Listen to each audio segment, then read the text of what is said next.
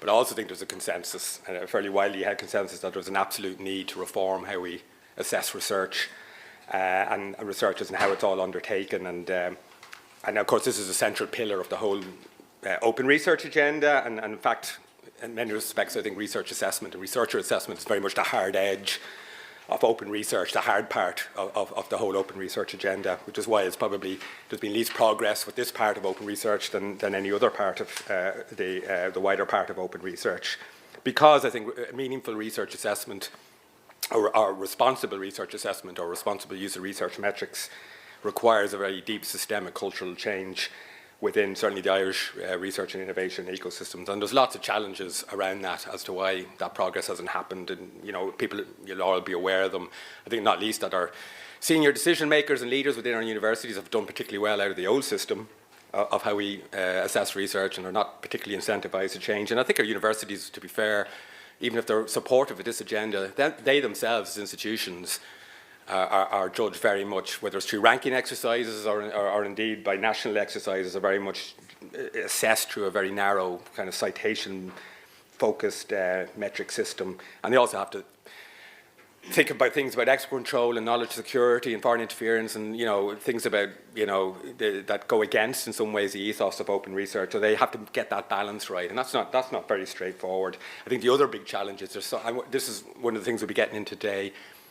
Is around, you know, there's so many initiatives around this kind of, which are really welcome, but, you know, there's a lot of stuff going on, but it's confusing. There's not really a joined up approach, and the lack of a joined up approach, and, you know, and that sort of confusion around all the different initiatives that are going on, it kills momentum in some respects, you know, and you know, can hinder progress in some respects. And then the box ticking side of it, you know, it's very easy to change an application form, or, you know, whether that's for funding or promotion or something. It's very easy to put a few extra sections in around a qualitative assessment of one's research and think, well, I've done that. I've sorted it all out, and, you know, that's the easy part, the low-hanging fruit. It doesn't get to the cultural change that's needed. So anyway, and I could go on. There's lots of challenges, but, you know, and that's why it's great to have this session here today. And we've got 4 great speakers that are going to tackle and address some of these issues and some of these challenges around responsible research assessment from different perspectives. We're going to start with Maura Hiney, who's going to give us an overview of the policy landscape here. We're going to Marion Boland is going to give us the funders' perspective. We've got Kay Guccione, and I know I got that pronunciation wrong, but close enough. But yeah, who's got a particularly fascinating aspect around the whole area of collegiality and how, you know, as an important element of driving a positive research culture, but it's a hard thing to pin down, so we'll hear from Kay from that. And then very importantly, and last but very not least, is we've got Kevin Daly, who is from UCD, but he's coming here with his Young Academy of Ireland hat on, and he's going to be giving us that early career researcher perspective. And early career researchers, as we talk about transition and how we assess research and researchers, early career researchers are very much a vulnerable group in that regard. They're hearing lots about what they shouldn't be doing and not a lot of guidance on what they should be doing. So they're a particular, you know, it'd be particularly important to hear from Kevin. We'll have our 4 talks, and then we're going to move into, I think, will be a very interesting Q&A session. And we're going to be all done by 3 o'clock, I think. So I should acknowledge Geraldine Canny, who's my co-organiser for this session, and Geraldine will be kind of leading the Q&A part of this session. So thanks for that, Geraldine. Right, I'm going to kick off with Maura Hiney. I think a lot of people know who Maura Hiney is. Formerly of the HRB, Head of Policy Evaluation, amongst many other roles you had there with the HRB, but who's now Adjunct Professor of Research Integrity at UCC, so perfect. Coming from UCD. Yeah, sorry Grace, yeah. Research, we'd love to have you down in UCC. We'll talk about that later, It's a transfer market thing going on here. So Maura's going to get perfectly positioned, lots of experience in this space to give us that overview. So over to you, Maura. Thanks very much. What I'd like to cover today, because originally when I was thinking about this, I mean, to be honest, the research assessment space, I've always come at this from a funder's perspective. So it's very much about valuation, using payback frameworks, et cetera, So it's really interesting then to think about research assessment from a slightly different angle, let's say, about system assessment and so on. So I'd like to just cover where this all came from, because I was very curious about where it all came from. Some of the internationalists, now David, only some, there are so many international initiatives, so I've just picked on a few to focus on. Again, Coordinates Working Group, which is the big game in town at the moment, and just at the end, a little bit about the UK CORI Research Indicators Project, and I'm on the advisory board for that. So, again, I remember being a researcher back in the 90s, and honestly, nobody really talked about impact factors and that. You did a bit of a report at the end of your project for the funder, and they were happy with that, and if you got a couple of papers, that was terrific, and it wasn't a big deal. But, and I'm sure, I don't know how many people here would remember, that if you wanted to get papers in a certain area, you trotted up to the library, and you got the CD-ROM of the Science Citation Index, and you slipped it in and you made notes of all the papers you wanted. And that was fantastic because, I mean, at the time, that was a huge jump forward. But Science Citation, which was actually introduced in 1964, believe it or not, it built in an impact factor because it needed to make some decisions about what journals to include, because it couldn't include everything. But unfortunately, over the next 10 to 15 years, that started to become synonymous with the quality of the journal. Now, that wasn't really what they had planned, but that's what happened. And then, of course, in the late 70s, there was the oil crash, and there was everybody, just money wasn't available, etc. So in 1986 was the first kind of national assessment of institutions. It was called the UK Research Selectivity Exercise, which says everything. So it was about selecting where they could put very limited resources, which universities they'd actually put them in. And it was also about trying to improve performance and so on, but really it was about trying to decide where they'd put the money. That obviously became the ref afterwards, and a lot of people then followed on, thought, oh gosh, that's quite a good idea. So Hong Kong jumped on board in 1993. They had a very similar sort of process, this national cyclical assessment of the institutions. New Zealand and Australia also decided this was quite a good idea. They took a slightly different approach. They were a little bit more broad in the criteria that they looked at. They looked at teaching and so on, and they did try to be a little bit broader. And actually loads of countries have, in one way or other, even Ireland, taken on this idea of a sort of a national assessment once in a while to just try and figure out where we were, who's doing well and what, how is Ireland doing by way of immunology research, let's say, and of course what they use are the publication metrics in order to be able to judge that. And of course this was really helped then by the development of web-based databases. They became widely accessible from about 2002 to 2005. We had the Web of Science, we had Scopus, we had Google Scholar. Now, some of these you had to pay for them in the beginning, but it didn't matter because now suddenly, you could get access to a huge amount of data around publication indices. And in 2005, the dreaded H index was introduced. And I think then really, if things weren't bad enough, the world rankings started up. So the first world ranking was actually in 2003, and then was followed very quickly by others, the QS rankings, the Times Higher Education, Leiden, Singapore, Reuters, they all kind of came on board really over the next 10 years. But what really helped them was the development of other web-based tools, for example, Insights and Scival, which allowed institutional comparisons very easily. So they took all the hard work out of it. So now we're in a situation where we've got national type systems for assessment. We've also got world rankings, and universities are suddenly finding themselves with the gun to their heads. So what is the problem we're trying to solve? Well, the big problem is we're not using the right metrics of quality and achievement. Because relying on bibliometrics is really a very flawed approach. What we're trying to do is use a proxy measure for something that's really qualitative in a lot of instances. So that is not a great way to do it. And even in a journal, let's say, with high journal impact factor, it says nothing about the quality of individual papers within that journal. It just talks about the reputation of the journal. But knowing this, everybody's still using it. The institutions, the policymakers, the funders, they are all using these, yes, that's right, quantitative metrics as proxies because it's easy. Because it's much easier to bean count than it is to actually start looking at the quality of somebody's research and developing outputs or indices that would talk to you about that.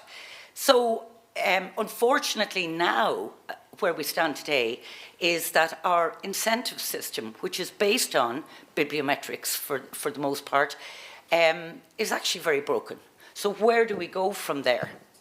Well, one of the things I wanted to say first and foremost is that journal rank does not equal quality. And this was a fantastic paper that was looking at the kind of unintended consequences.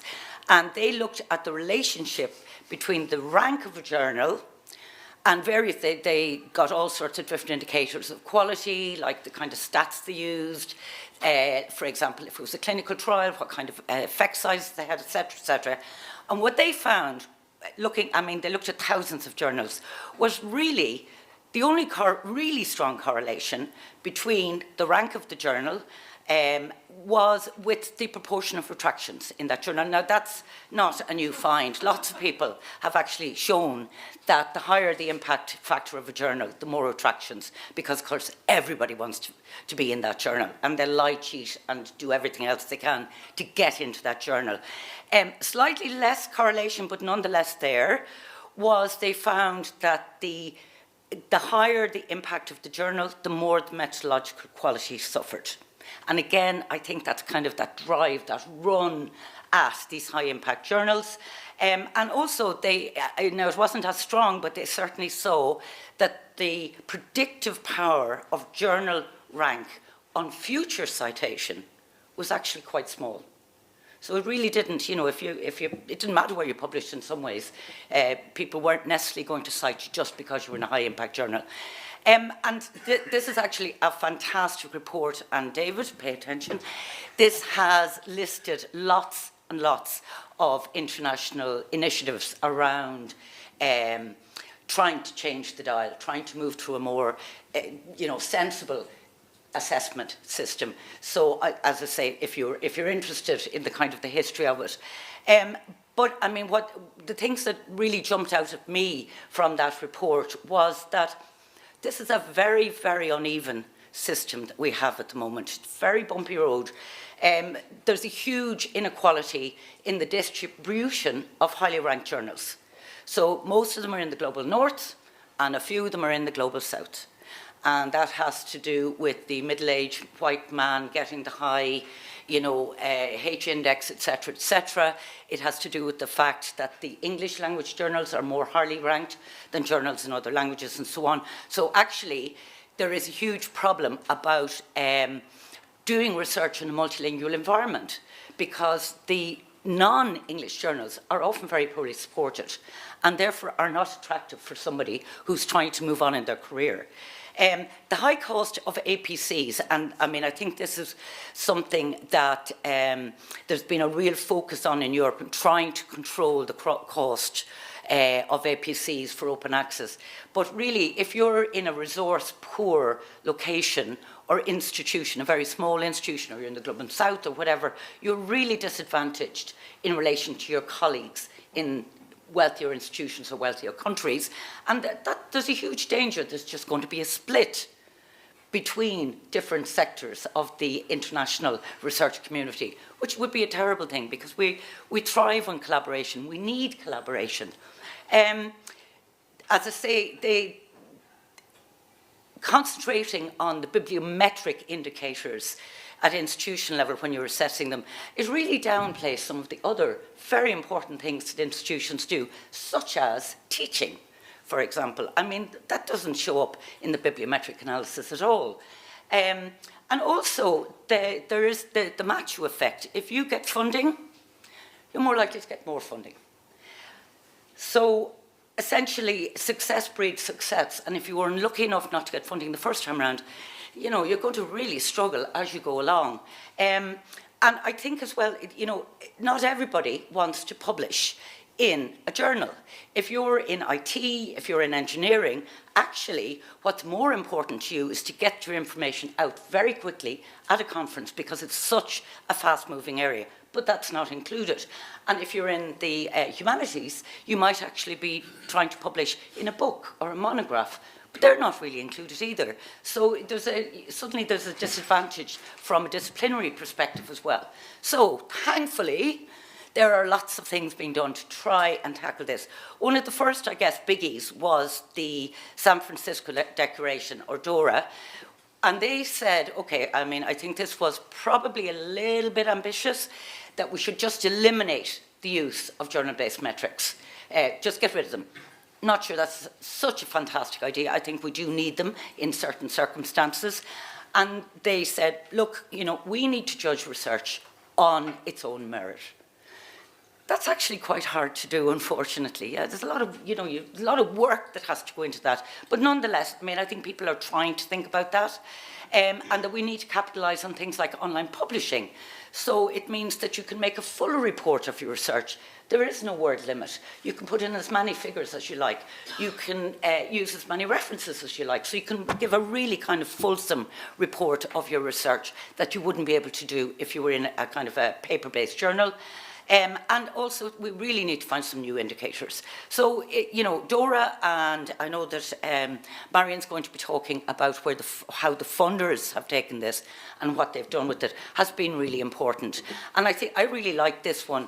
So they were thinking, well, okay, you know, if we're rethinking research assessment, how can we do it? So this is a kind of a guideline, and that's it in its completeness. But essentially what it does, it sets out how institutions might think about research assessment in a slightly different way, and give some great suggestions. So I'd really recommend you to have a look at the space thing. They also have this is some for DORA people as well. They also have a fantastic project that's actually being funded by a charitable organisation, and what it is resources, you know, case studies, suggestion for indicators, all of that kind of stuff, and it's, you know, it's aimed at absolutely everyone. The Hong Kong principles came along then, and they took a slightly different approach. They were very much thinking about the researchers in the universities. They weren't thinking so much about the broader system, but they came up with 5 principles, which you can see here. I'm not even going to read them out. And then what they also did was they tried to link assessment and assessment indicators to research integrity. So San Francisco Declaration hadn't done that so much, so they were really trying to tie in the two together. And again, they've given lots of suggestions of the kind of indicators you might be able to use at different stages of the research process. QARA, Marion, are you going to talk about QARA? In one slide. Okay, well, I'll talk about it in 2 slides. You're going to talk about it. Fantastic.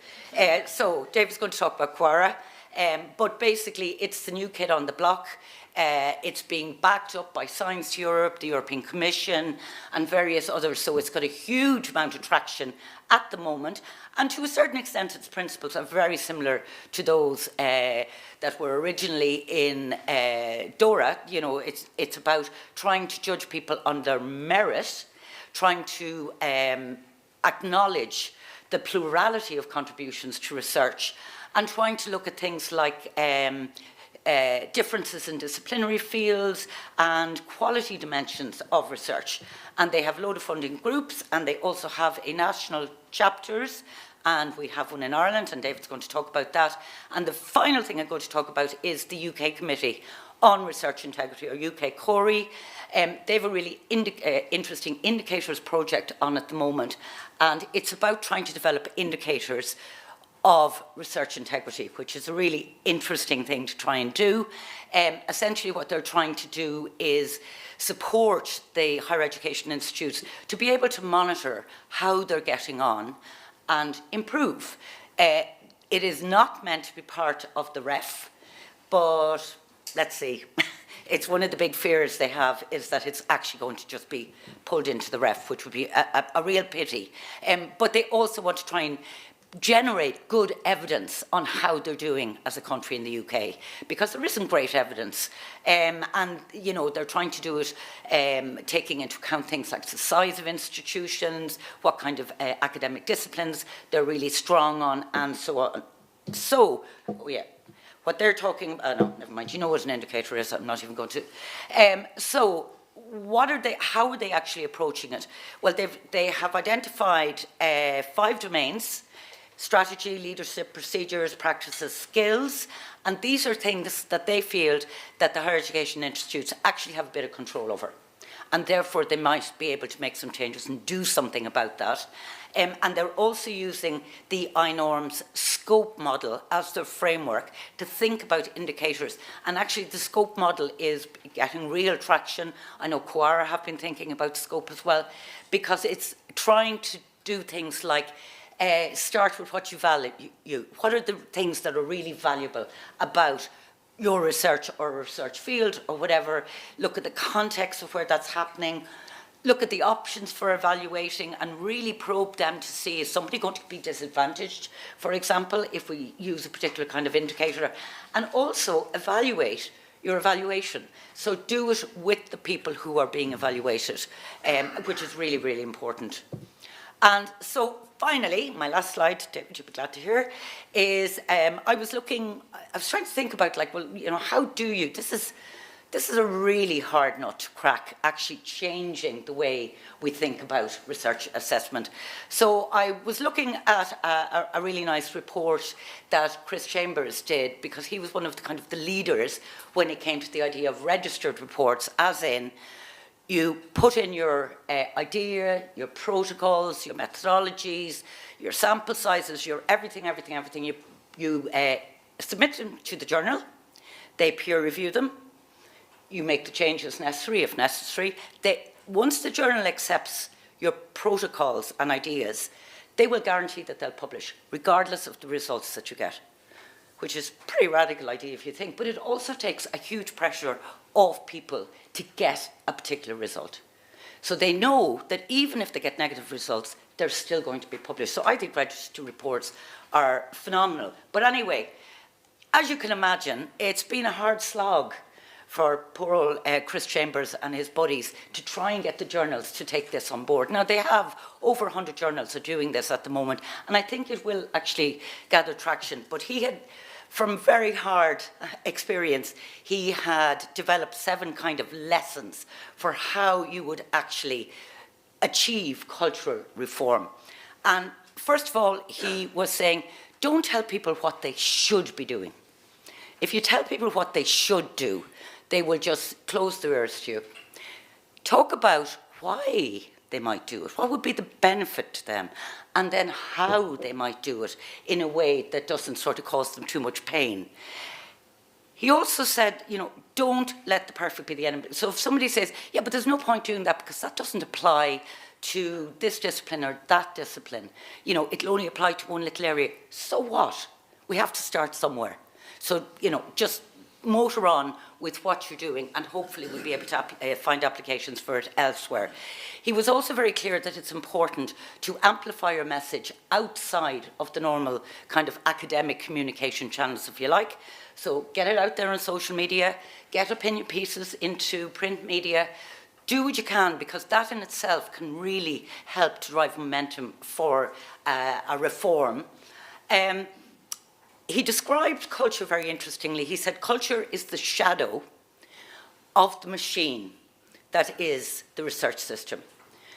It's not the research system itself. So he was saying you can't actually change a shadow, but what you can change are parts of the machine to make it work better, so that that shadow is the shadow that you want to see. And also, you can never give up. The revolution won't be televised, unfortunately, but it never will end. You have to keep plugging away at this because things change. So, thank you very much for listening.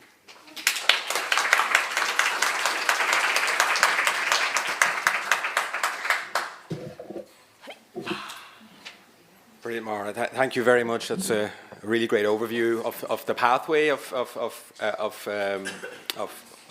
reform that we're only partially on that pathway of reform of research assessment, and we've a long way to go. So, but no, thanks for that, Maura. That was great. So just to say, actually, yeah, we're going to be thinking of your questions, because I certainly have a lot of questions, and we'll get all the speakers up here at the end, and we'll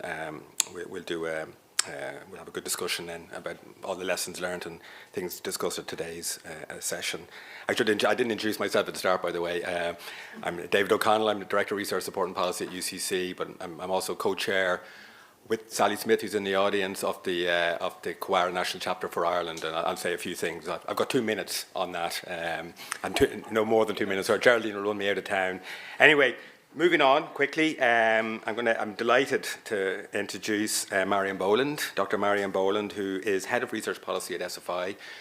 SFI is the biggest funder of research in Ireland, and it's hard, they have certainly grappled with this responsible research assessment agenda. They and certainly have started to introduce changes in how they review funding applications, and including narratives and CVs and so on. So we're going to get that funder perspective now from Marion. So thank you, Marion. Thanks a million for inviting me, Grace, Geraldine, David, and I'm really delighted to be joining the other panel members. And apologies for flying in at the last minute. I was at a workshop up until late last night in Heidelberg, run by EMBO, on sustainable research practices, and it was absolutely awesome.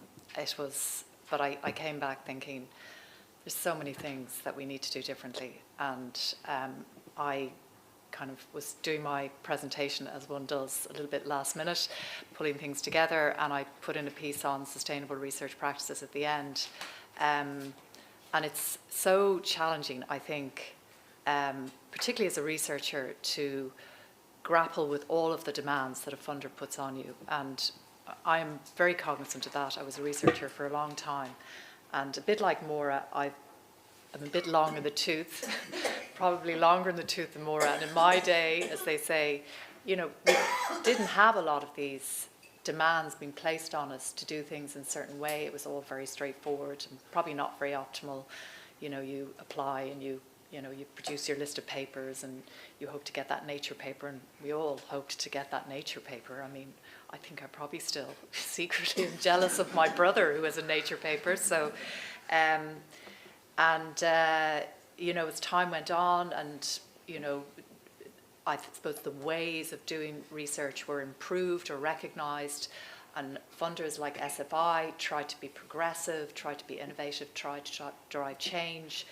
And sometimes we get it right, and sometimes we move things too quickly, but we have to change, I think. And that's what I learned from going to this conference, I suppose. We can't, because we don't have all the answers, we can't do nothing. And we really don't have all the answers. I'll talk a little bit about the narrative CV, because I think that is probably the best exemplar, I suppose, of how you change the whole approach to how we review and assess research. And of course, career progression in the system as well. But I know it's fraught with angst sometimes amongst our research applicants, because they want absolute answers and they want us to tell us exactly how to write a narrative CV. We don't necessarily have all the answers. But again, I think we just have to remember, we are learning, we are striving towards the betterdom of the research environment, and therefore the outputs will be the best they can be and the most impactful. I don't know if I need to tell you anything about SFI. We're the largest funder of STEM. We fund different types of grants, large grants, small grants, some involving collaboration with industry, some involving placement in industry, some involving training PhD cohorts. But at the end of the day, they're all broadly being assessed under the same parameters. We have a budget of about 230 million a year, which is, pretty big, and we do feel a huge responsibility in terms of ensuring that, where it is invested in, if you like, it's not just about what, it's about the how. And this is obviously, today is about the how bit. As you all probably know, we are undergoing an amalgamation with the Irish Research Council, and at some point later this year will become Taida Éireann, Research Ireland, and essentially bringing together two agencies to support all areas relevant to STEM research, as well as arts, humanities and social sciences. So in many ways facilitating interdisciplinary research to address societal challenges. So I'm going to focus on a few areas that we have implemented or introduced in the last few years, some a bit longer in the tooth than others. And this is not an exhaustive list, but I just wanted to give you a few examples of what we have done. And as I say, some of these areas are still work in progress. We're still learning. So the narrative CV, which I think dovetails very nicely with Maura's fantastic introduction and overview of DORA in particular, and data management plans, which very much links with or underpins research integrity or robust research practice. Open research, which again touched on by Maura, is very much about transparency, supporting the ability of your peers to look at your data, look at your research, and not supporting embargoes. And so it's all about equity as well, which is another tenet of research culture. And not surprisingly, EDI considerations, both, that's equality, diversity, inclusion, in case the acronym isn't obvious to people. And that's very much about, not just about the research we undertake, but also about who's doing that research and how the outputs of that research impact everyone in society. And then sustainable research practices is something that I added at a very last minute, but I think it's just something that is now my new sort of flavour of the month. So I'm sure you'll be hearing more about it in due course. So I won't go into DORA in any detail. I think we probably, and Maura, thank you for the introduction because I think it helps me, but SFI and many other funders and organisations became a member of DORA quite a long time ago. I mean, I've been in SFI 15 years, and I think it was quite early on in DORA's genesis, or it's been that we joined up, but more recently we've become a contributor. And this really was sort of going hand in hand with our sort of moving into the area of, how do we form the way we evaluate proposals, and this whole concept of the narrative CV.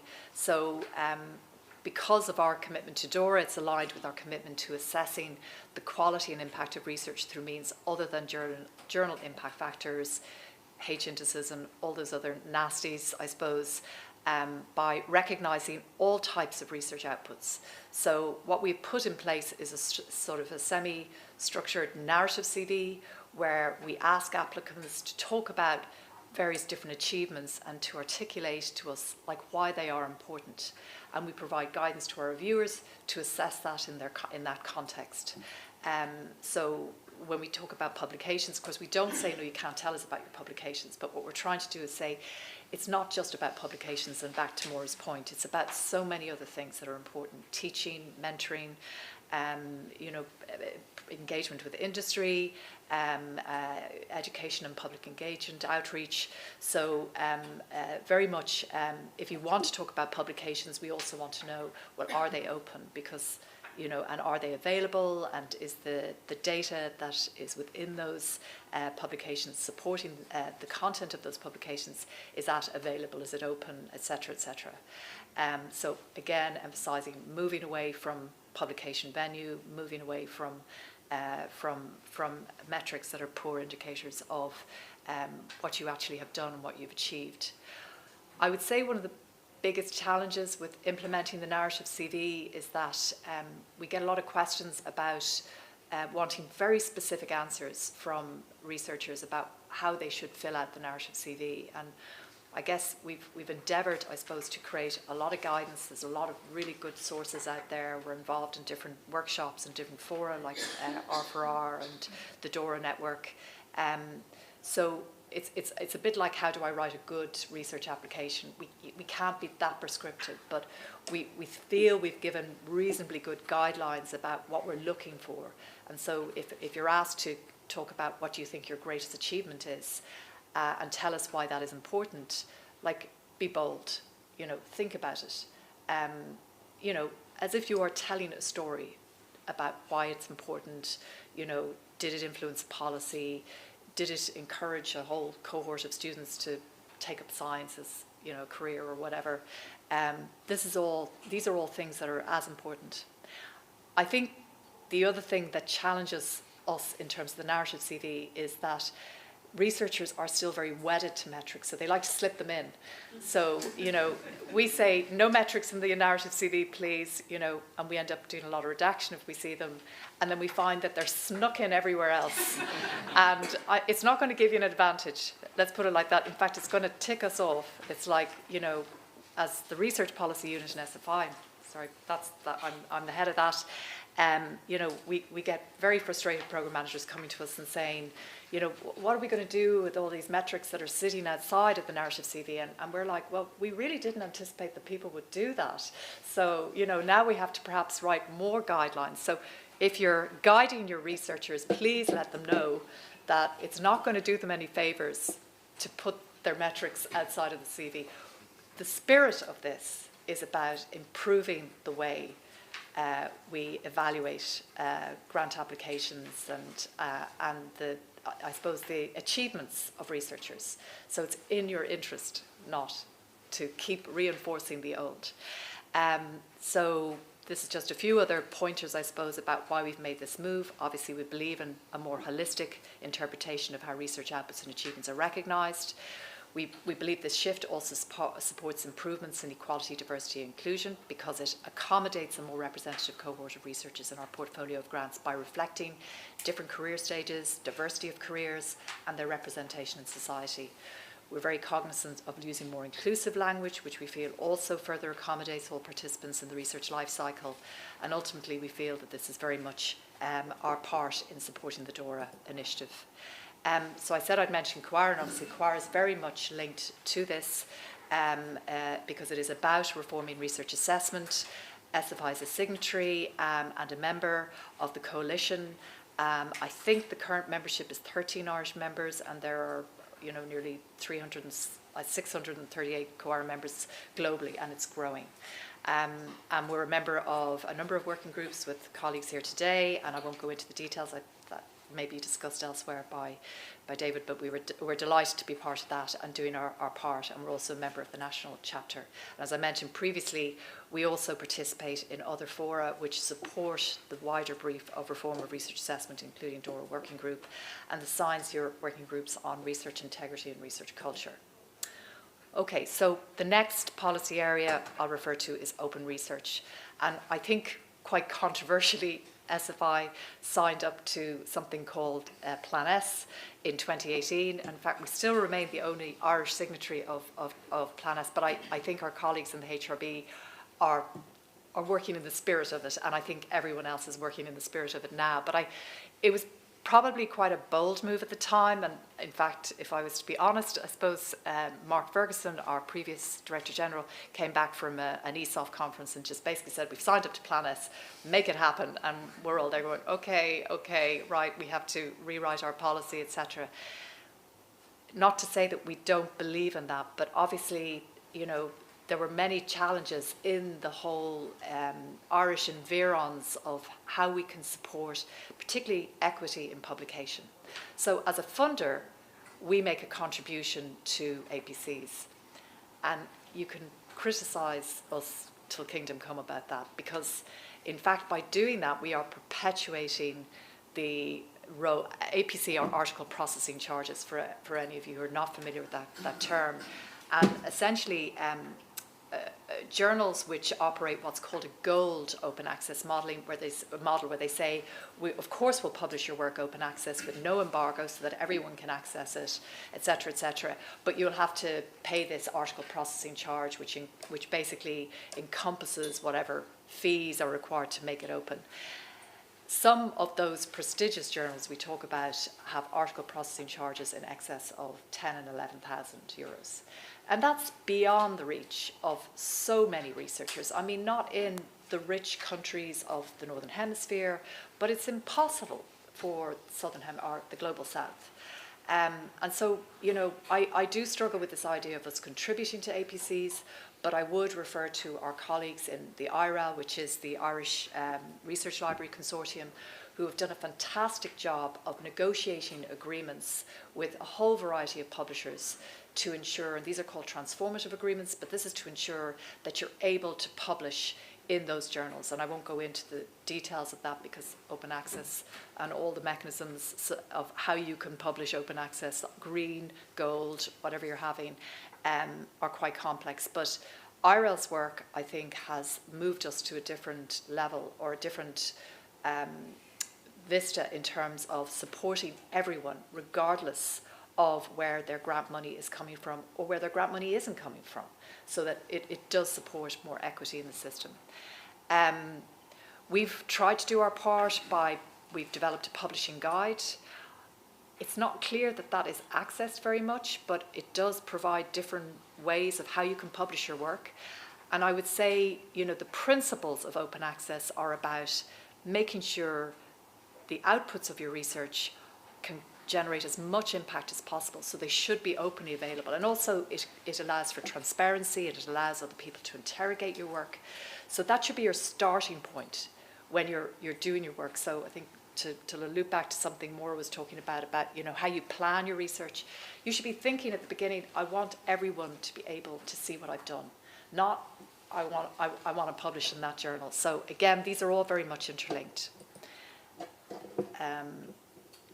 Okay, I won't go into that. The main core principle of our open access policy is about no embargo and retaining the rights to your work, because it is your work.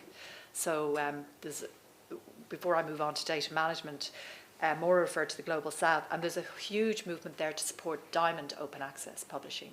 And that is something that the Coalition S, which is responsible for that Plan S initiative I described, that's very much their thinking, that researchers take back control of how and where they publish their work.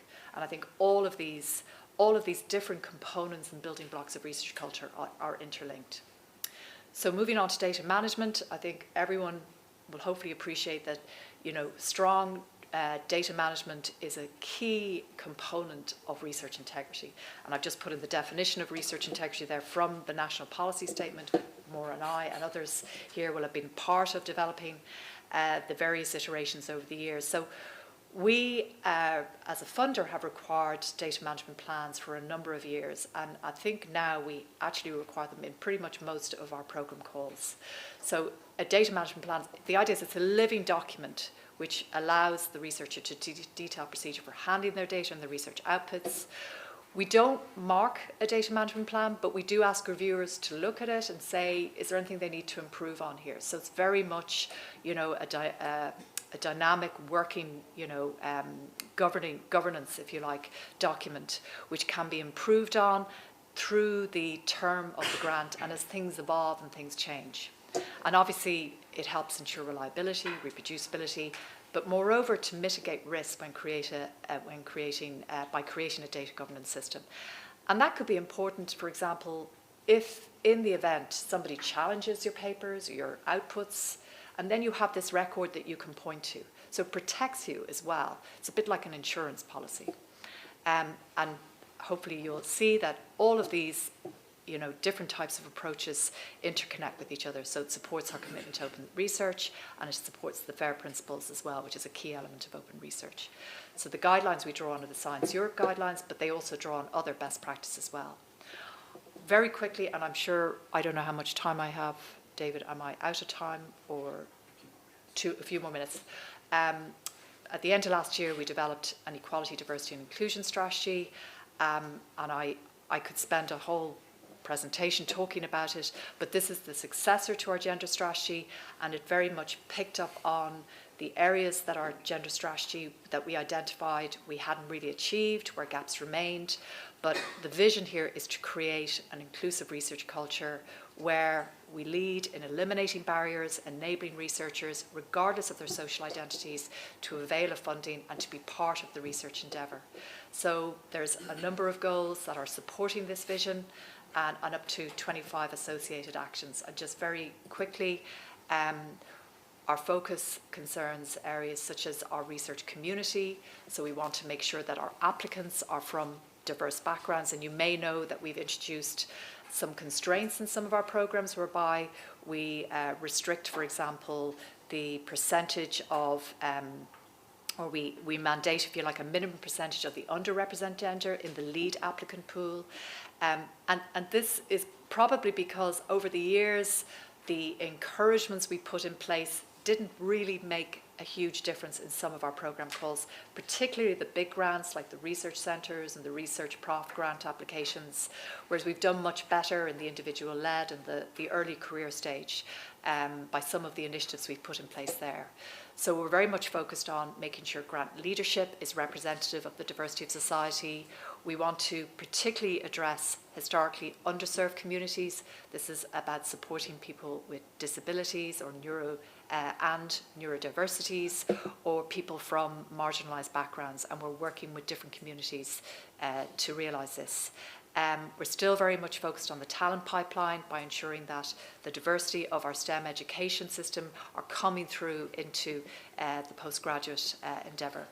And best practice, and I referred to this very briefly, is about the research that we fund to make sure that every applicant considers the implications of EDI in their design methods and ethical approach. Okay, finally, I just literally in a couple of minutes, I'll just say a very short number of things about our initiatives under our external climate action strategy, again published at the end of last year. So SFI supports conducting research and related activities sustainably. And to this end, and this is one of the pillars in our strategy, we have piloted a lab certification concept, if you like. That's not to say that that's what we'll eventually land on. So I don't want, and I very much accept that people may be concerned about whether this could be an element of greenwashing and just box ticking, but it is something that once we've piloted, we will review independently. We will do interviews to understand what worked and what didn't, and we'll work with different stakeholders to make sure that whatever comes out of this as a national system is robust, is the best that it can be in terms of bringing everyone along. And the other thing, of course, we've also done is we've started to think about policies that we might put in place. So that's just a little bit about the certification pilot. So some of the policies that we put in place include incentivising sustainable travel, but we've also enabled supports in our grant budget policy for alternatives to travel, such as the purchasing of video conferencing, communication and file sharing software. So sorry I ran out of time there. I just wanted to say thank you for listening, but I also wanted to say when I was down at this conference, which was about doing research sustainably with a particular emphasis on the life sciences, and there was the most incredible ideas and challenges that were being discussed. I was incredibly impressed with my colleagues from the UKRI who travelled down by train and travelled back by train. This is down to Heidelberg. So they took a whole day either side to do this. And I was kind of thinking, you know, we're an island, we invariably have to fly, but I don't know, it's, you know, they were walking the talk or talking the walk, whatever the term or phrase is. So anyway, thanks for listening. Apologies for going over time.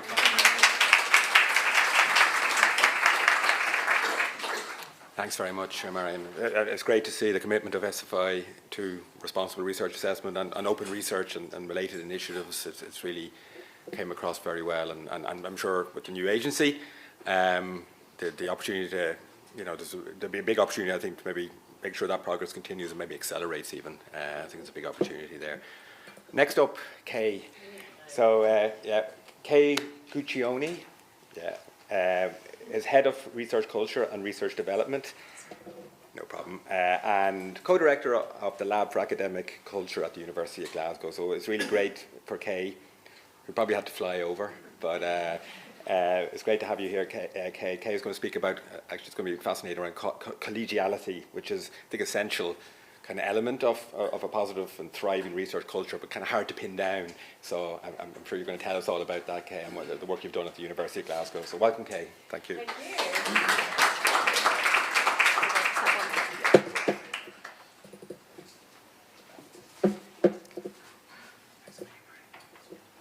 Thank you. You can see me, right? I just pop down behind here if I peep out at you. Yeah, okay, thank you for the introduction, and thank you for the invitation to be here and talk about this. And if you're wondering why this session is kind of in the middle of a whole load of research assessment, I'm hopefully going to be able to demonstrate that to you as we go through today. So I've been working in this area, research culture, research and development, for about the last 15 years or so after my own sort of PhD postdoc period. And I came to the University of Glasgow a few years ago because of the research strategy. I don't know if anyone's read the University of Glasgow's research strategy. If you're in the habit of doing that, it's probably the most feminist research strategy I've ever seen in my life. It's all about working together and doing the right thing. And underpinning that with these culture priorities, 5 culture priorities for the University of Glasgow. And when I say those are research integrity, people go, yep, great, that seems to make a lot of sense. Open research, yep, fully on board with that. And it's about the way we assess and reward research and fulfilling career structures for everybody. Absolutely, yes. And I say, and collegiality, and people go, okay. And either kind of ignore it and go and focus on something else, or say, what's that? And this kind of, the talk will give you a little bit of the journey we've been on to start from we want it to where we're getting to now, which is what is it that we're trying to build. We've got a good sense that we'll know it when we see it, and it's something positive, but let me walk you through where we've been. And I've linked to this, I'm hoping these slides will be circulated, research culture and research and development web pages, and hopefully you'll follow some of those and see some of the work we're doing. So, as our origin story, in 2020, Glasgow revised the professorial promotion process, starting at the top with some changes. And you'll see here, probably, that from Maura's talk, where we were talking about the DORA principles and the Hong Kong principles in particular, fresh with the enthusiasm of signing up to things like this, the university did something really bold and said, you know what, let's just change it. Let's just change the professorial promotion process and make it look quite different. So what we're asking for on that process is performance in 4 of 7 sections, and those sections are things like research, teaching, impact. It's professional esteem. Just performance in 4. So choose your best 4 and tell us why you deserve to be promoted in that. So for allowing for diversity of individual strengths and individual experiences, disciplinary differences. It also added the need to recognise collegiality and open ways of working through all those. So it's not a separate box, collegiality. It says, you know, if you've done great teaching, how have you done it in a collegial way? If you've had research outputs that are fantastic, how have you done that in a collegial way? Taking a quality, not quantity approach. So instead of submitting a list of publications, you would choose your top 6 most important outputs and tell the reviewers through a narrative why that contribution has been important, what your contribution to it was, and why it's been an important piece of work for you. And to really introduce, in the way these are judged, parity of merit between research outputs and impact. So those are the same size box, you get the same word count, and they're equally as important to each other. So that was where we started. Let's dive in, make the changes, and then see what happens. So the way of evidencing collegiality just went out with this brief statement to ask applicants to think about their own interpretation of what it meant. And this brief institutional guidance was kind of sent out and attached to the form. So requires its professors to actively contribute to the collective interests and values of the university through collegial working, supporting the careers of others. Applicants are therefore asked to highlight activity and achievements that should include evidence of working in a collegiate and supportive manner, advancing career development of colleagues, blah, blah, blah. And heads of school should speak to this as well. Is it clearer? Is it clearer what to put in this box? I think, well, we're finding it's not any clearer. But, you know, it's a starting point. And this is for review, as we said. Collegiality should be clearly and convincingly evidenced. The evidence should be described in specific terms. How many? Of course, we like to have a number on that. And then the depth of this, the significant impact to your immediate colleagues, and the range. So the magnitude of the impact and the range of the impact on people across the wider discipline. And off we go. In several rounds later, we're starting to ask, what did that look like? What did people put in the boxes? How did it go? What decisions have been made around this? And I'll come back to that small project that I'll be doing around the outcomes of this. But you can clearly see what I'm hinting at here. The first problem with this is people saying, I'll know it when I see it, but all having very different ideas about what constitutes collegiality. And it doesn't leave any space, whilst it leaves space for people to be very imaginative in what they put in there. If you can't imagine what to put in those categories, it makes it really difficult to engage with that. Okay. And the second one is really building meaningful engagement with collegiality in a way that people know they've done it. Building the structures for collegiality and building opportunities that people will remember, oh, I did that, and be able to put it in. So this is kind of where I came in. So this has been a couple of years, 2 or 3 years on the promotions process. We've been sort of largely ignoring it and the action plan and thinking, what is it? And I've got to say, it being my favourite of all of the 5 areas of research culture at Glasgow. I've done a lot of work on this over the last few years. So, and people, when I went around saying, how did it go? What's it like? Is it just extra volunteered work we have to do? Oh, are you just asking for something else now? Okay, yeah. How can I evidence an intangible concept? Is it possible to get promoted without evidencing collegiality? I'm not sure if that comment's like, can I just fill it in and not do that bit? Or if they're saying, but what if somebody slips through the net and hasn't really done that? Who's checking and what does it look like? Why is promotion the first time I'm hearing we need to do this? Yeah, absolutely. It's actually not the first time you would be hearing it. It's probably the first time we're using that language. So that gives me a clue where to go back to, yeah. And this one, what on earth is collegiality? So I would invite you, if you've been through a process like this and you've filled in collegiality as part of your promotions, I would love to chat to you and know how it goes.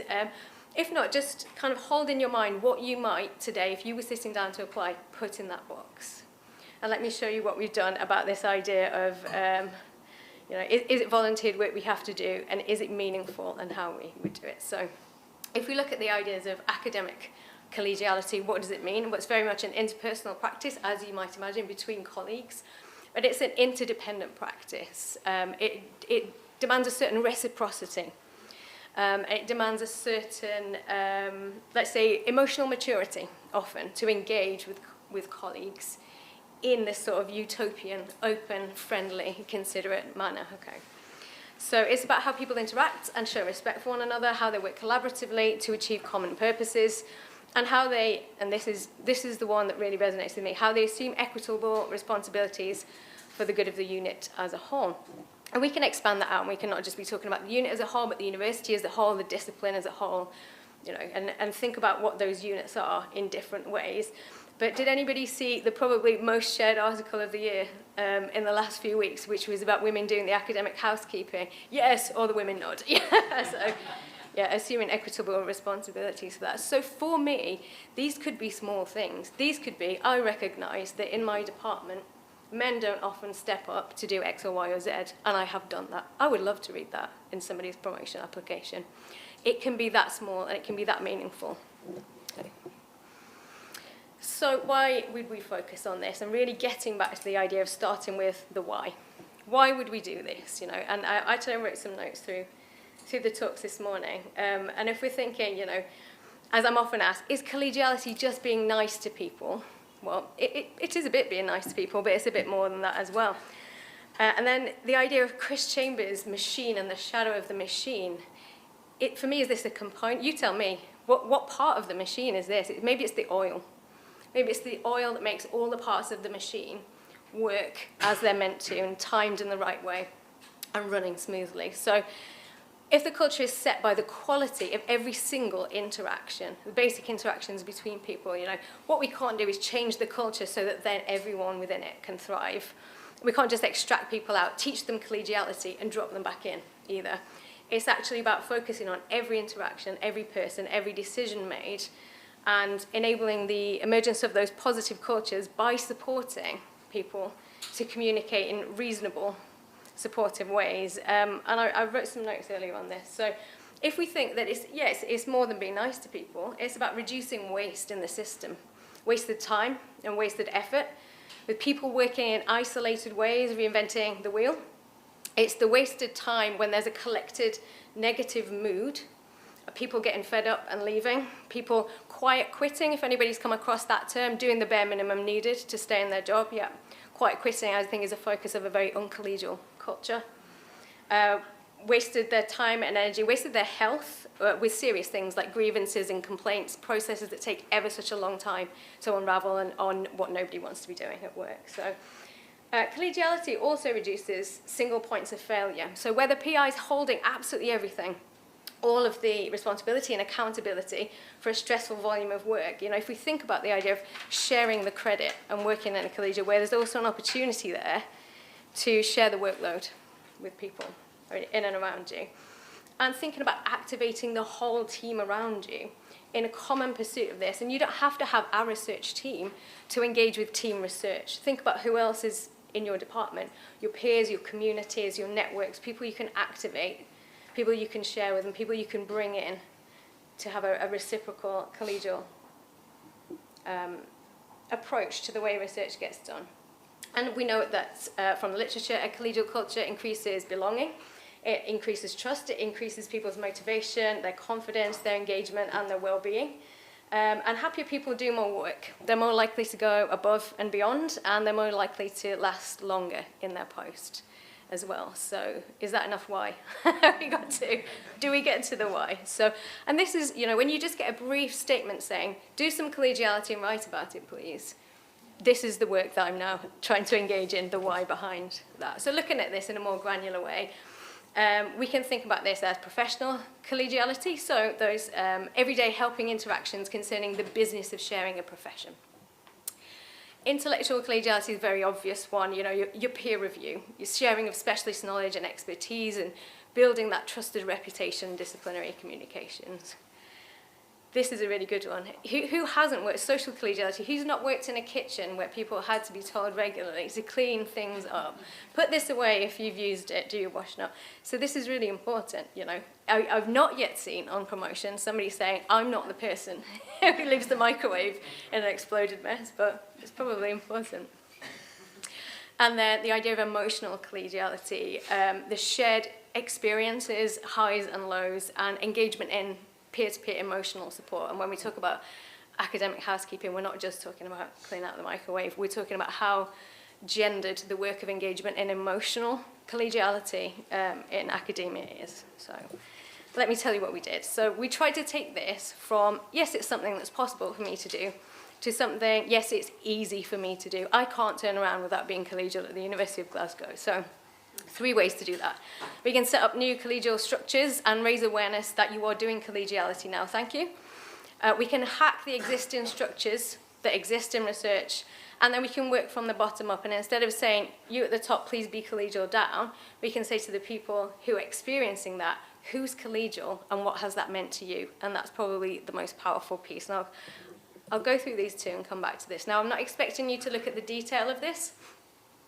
All I want to show you here is that when we set up mentoring programs, both mentors and mentees benefited of a whole range of benefits. You know, there's lots and lots of positive outcomes.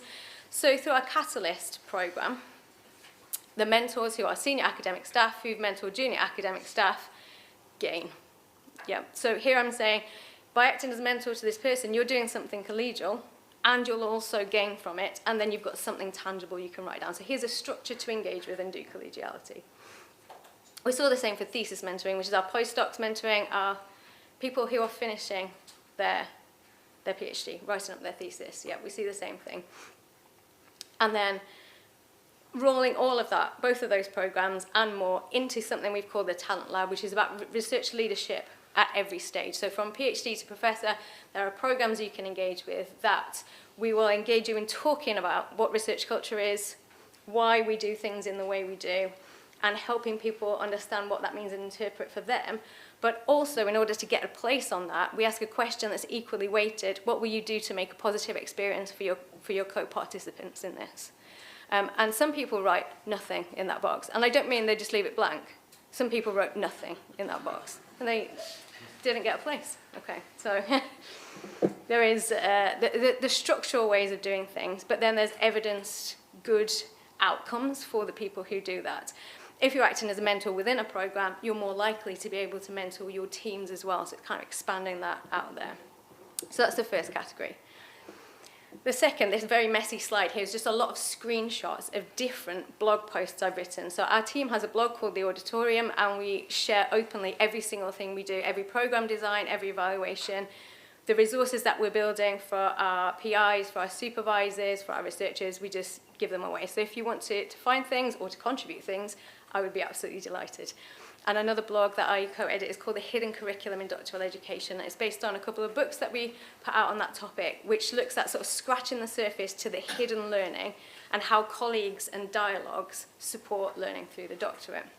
But the thing I'd like to draw your attention to is that diagram in the middle with 3 hexagons in there, and really hacking the idea of what it is to be a research leader. Using John Adair's very overused model of task, team and individual, we've been working that at the heart of our PI and supervisor development strategy and saying, you know, you'll know the project, you know how to support the project. Over the last few years, we've got more and more on board with the idea of PIs being good managers through the Concordat to support the career development researchers and supporting the person. What we're looking for you to do now is activate a team culture of support around you. Look what that means. Look what that means and how you can broker introductions, how you can get people involved more in their communities, how you can support peer review. So some of these things, like making narrative CVs work for your researchers. When we said to people, come on along and find out how to do a narrative CV, a few people came. A few people wanted to know about that. When we said to PIs, you're going to be expected to support your researchers with the narrative CVs, please come along and we'll tell you not only what goes in the boxes, but how to address narrative CVs through your lab meetings, how to get people working on them together. What does the process of thinking look like that goes in that?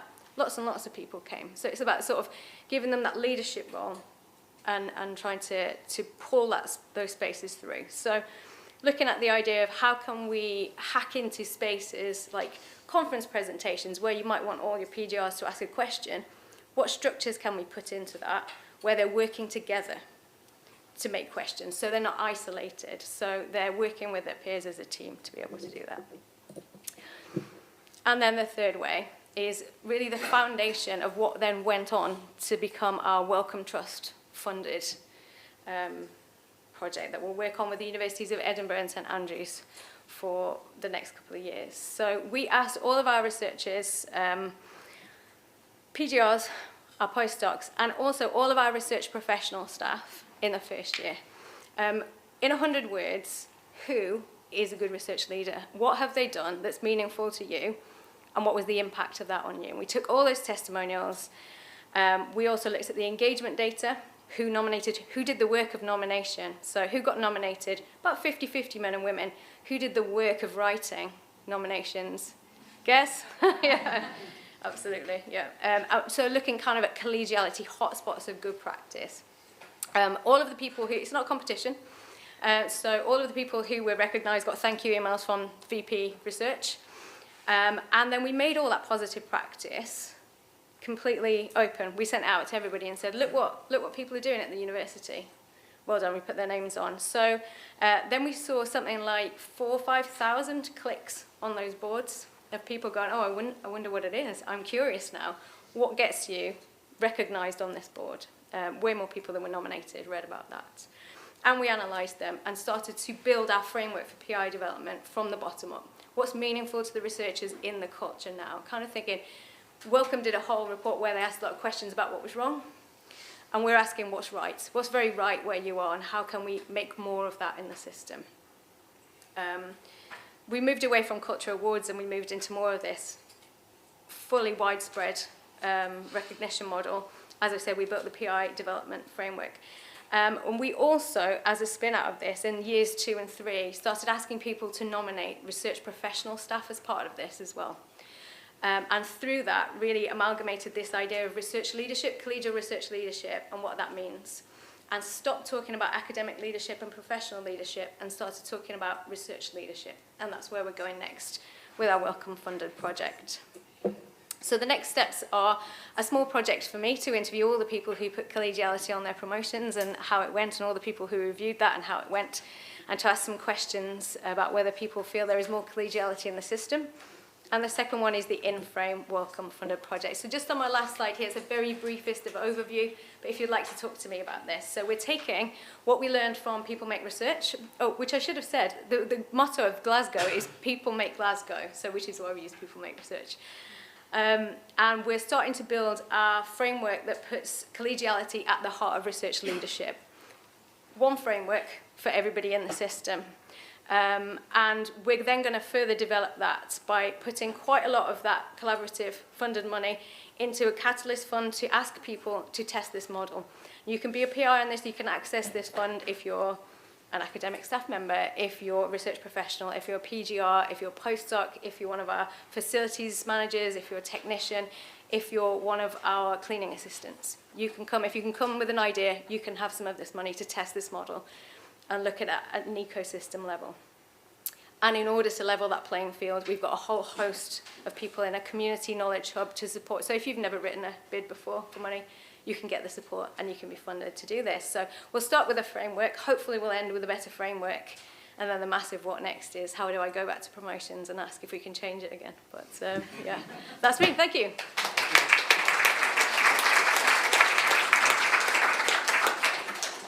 Thanks a million for that, Kay. It was fascinating. So last up is Kevin Daly. Kevin Daly from UCD, but also a member of the Young Academy of Ireland, and is going to give us the early career researcher perspective. So thanks for that. I'm Kevin. I just recently started as a assistant professor in UCD. So how is this going to work? Okay, so I'm actually an SFI Pathways awardee, which is very exciting. I do a really unusual field called, well, paleogenomics. I study the genomes of ancient, like thousands of years old dead things, mostly animals, but occasionally the pathogens they also carry. Someone won a Nobel Prize for creating the field just a few years ago, but I'm here in my capacity today as a member of the Young Academy of Ireland, or Young Academy Ireland, I think is the official name. So we're actually an all-island transdisciplinary cohort of young career researchers and innovators. We only kind of started about a year ago. I'm very embarrassed to be among much more talented people than them. And we just recently, over the last few weeks, launched our strategic plan for the rest of our tenure, which is very exciting. So within that, we identified 5 challenges, what we actually want to do as a group of people, and that includes trying to work towards sustainability within research and culture, engaging more with the public, engaging more in the policy space.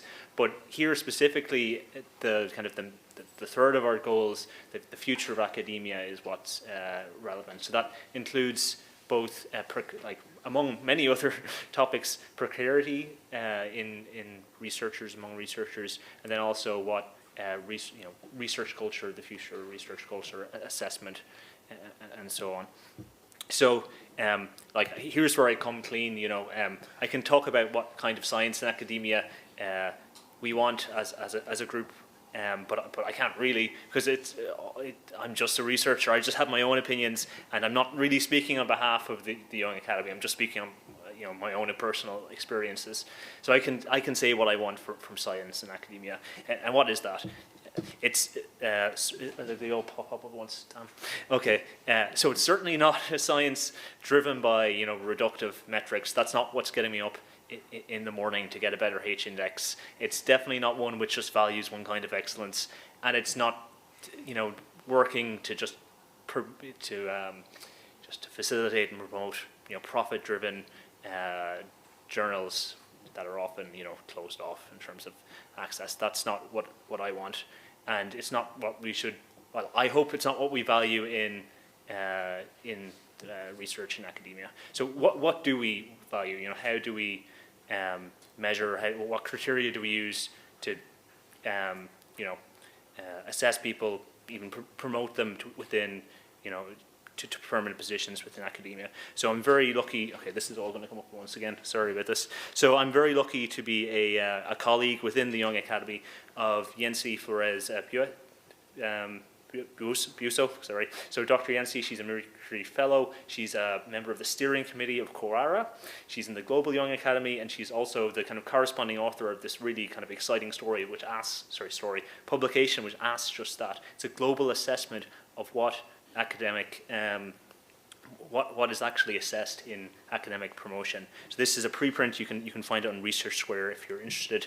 They assessed over 200 policies from roughly about 50 countries worldwide, both institutional policies and then also national level policies where that's relevant. So they looked for the criteria within these policies, and did kind of factor analysis and frequency within, different sets of countries to see what is actually valued.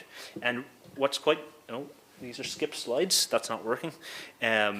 So on the left, you'll see qualitative. Sorry. Yeah. Is there a slideshow? Oh, I'm so sorry. So on the left, you'll see the frequency of different kinds of quantitative assessment. What you might be quite surprised is that there's actually a diversity of different quantitative metrics which are used across different kind of institutional and national level documents. So it isn't actually just H-index or so on. It's a variety of different ways that early career researchers and so on, how they're actually being assessed quantitatively. Now, qualitatively, it's less frequent. So about 55% of these different documents had some measure of qualitative assessment. The quality of the research or the journal that the work's been published in, the societal impacts, and so on.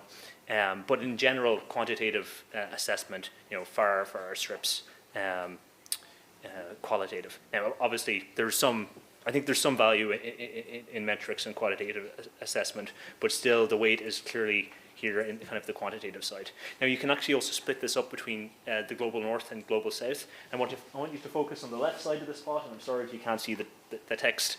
But so the big difference here is that in the global south, you get a far more frequent occurrence of quantitative bibliometric assessment in these institutional documents compared to the global north. And then when it comes to the qualitative assessments, it flips over. So it's in the global north, you get a much more qualitative assessment, frequency, and as we've discussed from SFI and Glasgow, that's clearly something that we're trying to engage in and move towards. But it does create potential for academic immobility between the global north and global south as people they plan their career, how they publish, and so on. There's going to be a bit of a disconnect between people from those kind of two hemispheres of resources. So just and just as an aside, surprisingly, there isn't actually so much variation between different disciplines.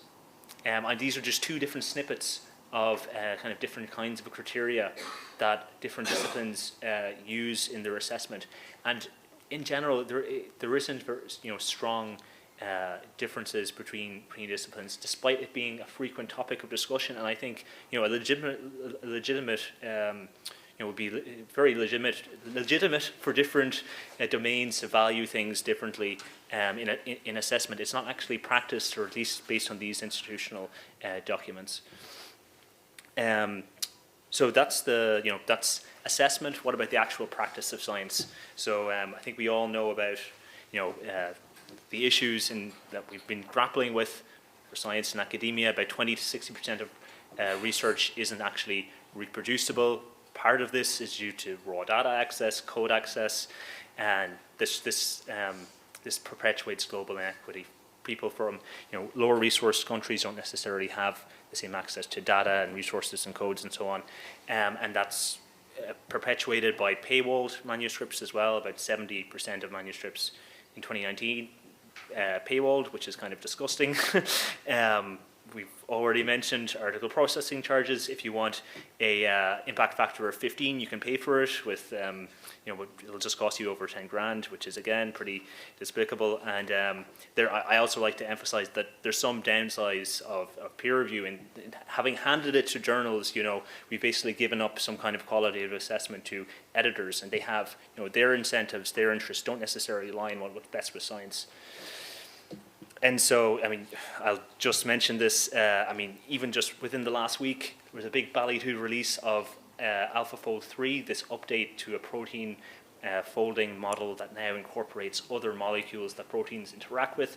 Fantastic. It'll be revolutionize kind of medical proteomics, but it's the code isn't available for researchers to access, published in Nature, and yet the only way you can access it is through a server that you log on to. So I can't sit down and look at the code and actually verify this is how it works. I can't elaborate on it. It's just, again, we've outsourced what we think, what we value in terms of good, responsible research practices to journals effectively and to editors. It shouldn't really be acceptable, but in this case it is. Some journals have taken the opposite view. They've been, they're explicitly valuing reproducibility. Within my own field, the Journal of Archaeological Science recently introduced a reproducibility review, where if you provide code and data, a specific editor gets that code and data and checks, well, can you actually reproduce what they say in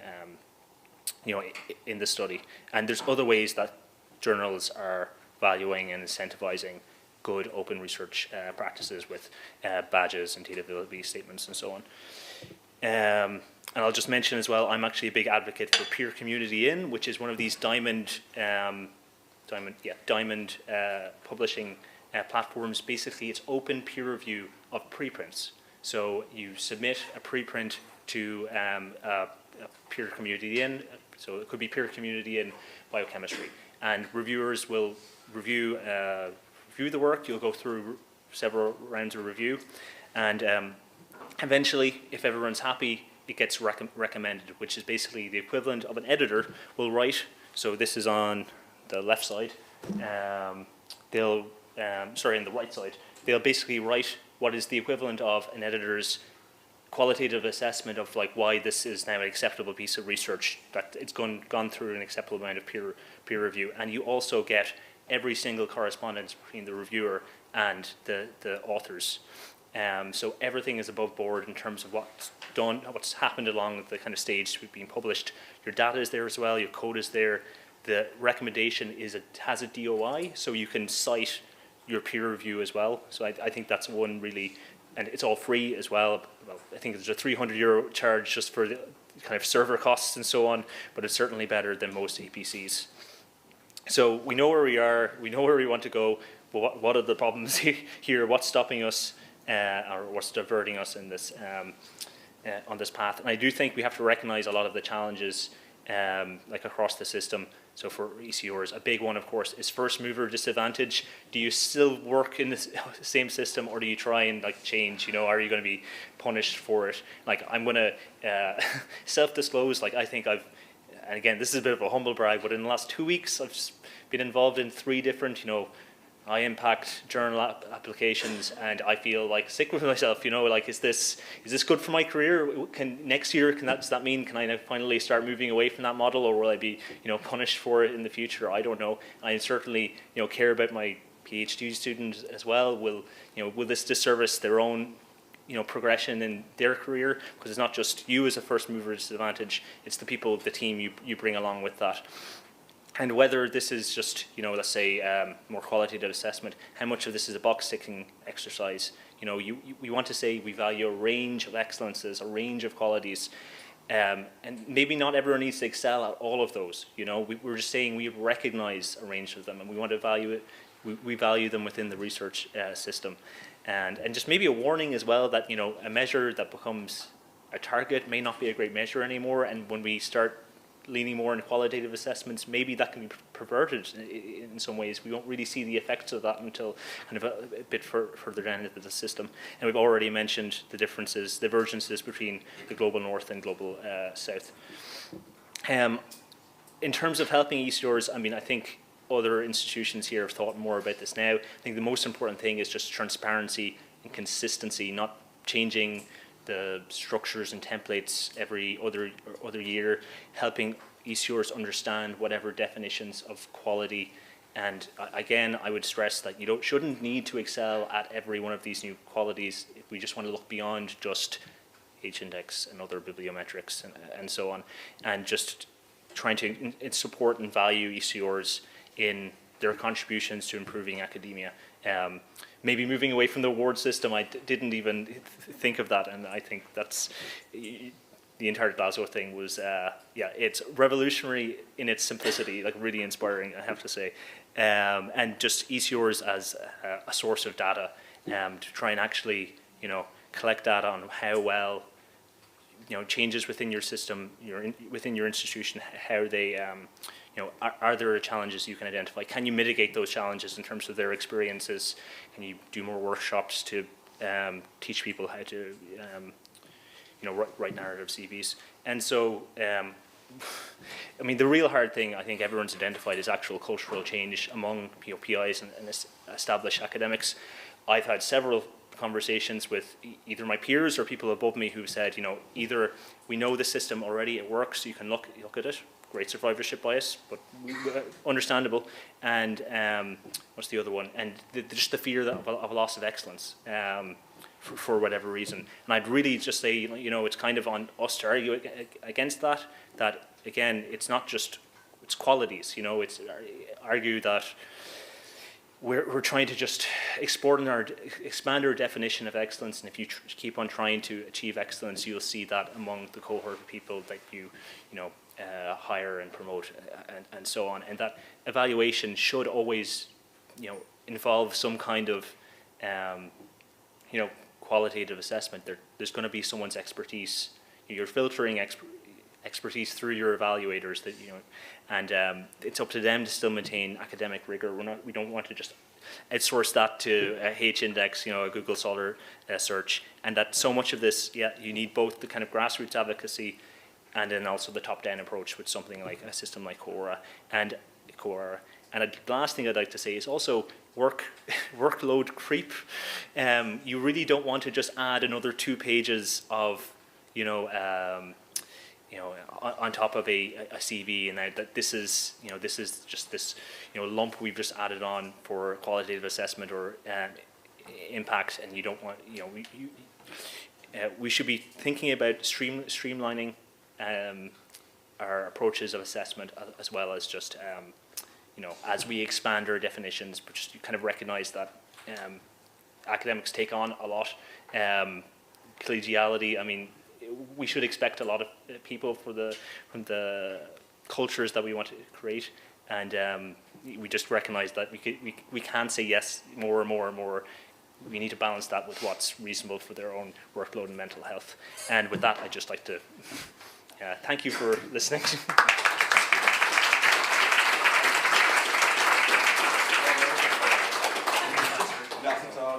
Thank you. Lots of food for thought there, Kevin. Wise words and food for thought, and especially for those of us in institution management. That was very, very enlightening, and work to be done. So we've kind of run out of time. I know I promised you. So there is, okay, the first thing to say is we've got a coffee break pretty much starting now. However, there is going to be a panel discussion starting at 3:30, probably back here, I think. So there'll be there'll be an opportunity to explore some of the things we've heard about. We covered a lot of ground here today, and I think it was important to do that. But if you're burning questions, keep them. If you've any burning questions, actually, we could have a couple of minutes we have the speakers here. It was just to say the speakers would probably, I'm sure you'll all be at the panel discussion 3:30, so we can follow on with more questions at that session as well, which is what it's designed to do. But anyone have a question now? Any burning question that we'd like just to kick off with? Maura? I actually have a question for Marion. Just while you're, sorry to do that, I'm going to put up a slide about Quora. I'm going to put up, so Quora, just very briefly before we get into 1 or 2 questions before we break for coffee and then ask more questions later. Just Quora is an initiative we've heard about it this afternoon. There's a national chapter which is being set up to support the signatories of Quora. Myself, and Sally Smith, who's sitting right in front of me here, there's Sally there. We're the co-chairs of that, and basically we are, I'm going to, these are the current members of the national chapter. These are current signatories of Quora. One of the roles of the chapter is to act as an advocate to get more signatories to the chapter. In fact, I was talking to Jane Kavanagh from Chicas. I think Chicas are certainly thinking about being the 14th signatory. And within the chapter, we're here to support all of those signatories in develop action plans to try and do the things that Kevin was talking about, and introduce responsible research assessment and implement the principles of the core commitments of what QAR are all about: diversity contributions, moving away from quantitative evaluation and inappropriate uses of metrics and so on. All of the signatories have signed up to deliver on those principles.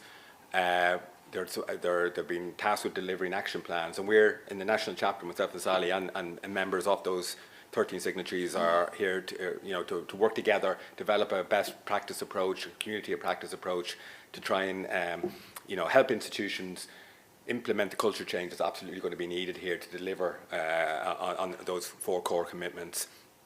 And the associated supporting commitment, which is there. We can share these slides afterwards. But I just wanted to get that point out. Get in touch if you're interested. If your institution isn't a member of QAR or isn't a signatory to the QAR agreement, get in touch with us if you want any support and help and advice in moving your institution along that pathway, or indeed if you are a signatory and you're thinking about, well, how do we actually make this work in practice?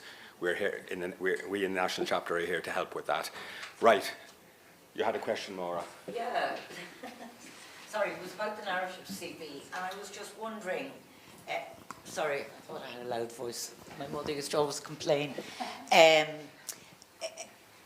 It's all very well, but I'm just wondering about the possibility of disadvantaging certain groups. So let's say if English isn't your first language, or if there are kind of cultural characteristics that would discourage you from boasting, in inverted commas, about yourself, or even gendered differences, because, as you rightly pointed out, often men are much more comfortable about telling me about all the things they've done that were brilliant. Women not so much in a lot of instances. So I just wonder, has there been any research done on whether these disadvantages actually exist in practice? Do you want me to speak into that? I've certainly heard those concerns being raised, particularly where English isn't a first language. Less so about cultural differences, but absolutely recognising that that could happen. I think, the old chestnut of, sorry, men, folk in the room, but the men, apply for the job and they see one attribute, and the women never apply unless they see all 5 boxes being ticked, is something that is being addressed more broadly in the context of EDI. So yes, I think it is a concern. So we are part of this thing called PEP-CV. It's a mentorship network for the narrative CV, and I can share the details about it. But the idea behind that is that, particularly for early career researchers, I think, who perhaps may be less confident, but that's not necessarily the case. But I think we all know the old adage of, the senior academic, legend in its own mind and all the rest, or their own mind. So that particular network is about linking applicants or researchers who are using the narrative CV format with people who are a bit more experienced with it, and sort of opting, I suppose, to be a remote mentor, and there's all sorts of vetting and everything put in place. It's properly controlled. And that should help, I think, and we do have that on our website, and we recently announced it. So I certainly don't have the answer. I do recognise that there would be challenges, but hopefully initiatives like this, it's called PEP-CV, that's the acronym, and I can't remember what it stands for in full, but it's a collaboration between us and the Swiss National Foundation and the Luxembourg guys as well, Marie Curie. It's Marie Curie, sorry, absolutely, that's it. So that should go in some way to help, because back to my point, I suppose we don't have all the answers, as we often get a lot of questions about the specifics of the narrative CV. And the Glasgow resources are fantastic. I think we have them up on our website as well. So. Thank you.